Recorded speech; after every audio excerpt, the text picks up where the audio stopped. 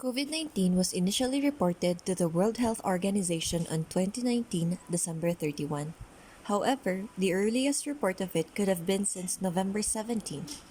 The World Health Organization declared COVID-19 as a global pandemic in 2020, March 11.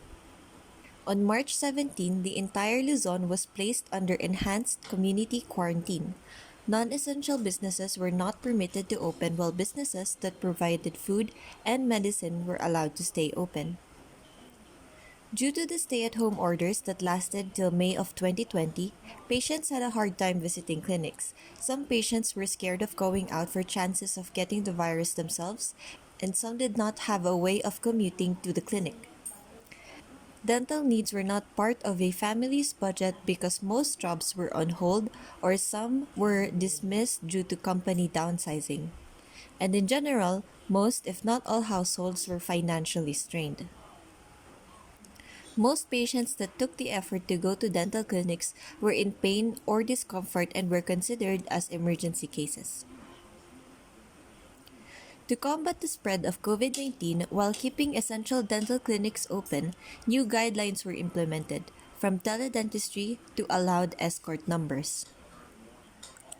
There was a large increase in payments for procedures due to the amount of new protocols, PPE, and equipment for disinfection inside the dental clinic.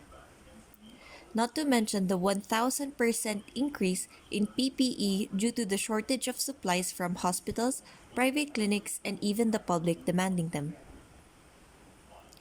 The Philippine Dental Association released a new set of new service fees that clinics are encouraged to follow.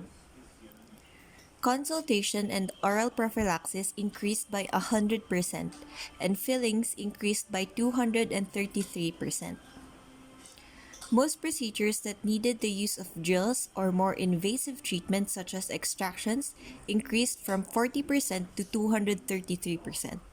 However, procedures that do not require as much contact with the oral cavity, such as prosthodontics, remain the same. In a more positive outlook on the business of dentistry, dental clinics have a better chance of bouncing back into a good business opportunity. During the hard lockdowns in March, many other businesses like spas had to close down completely and still had to close depending on the influx of cases per region. However, clinics were still allowed to open for emergency cases or non-elective cases.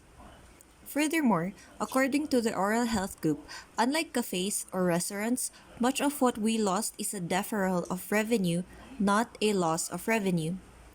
A deferral of revenue is the value which a good or service will deliver in the future, and a loss of revenue is value which is lost and is taken elsewhere and does not come back. A month of loss of revenue in restaurants is never coming back.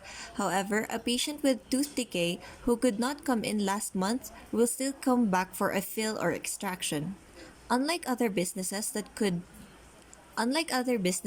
you could do yourself, like making your own fried chicken instead of buying at KFC, is KFC's loss of revenue forever.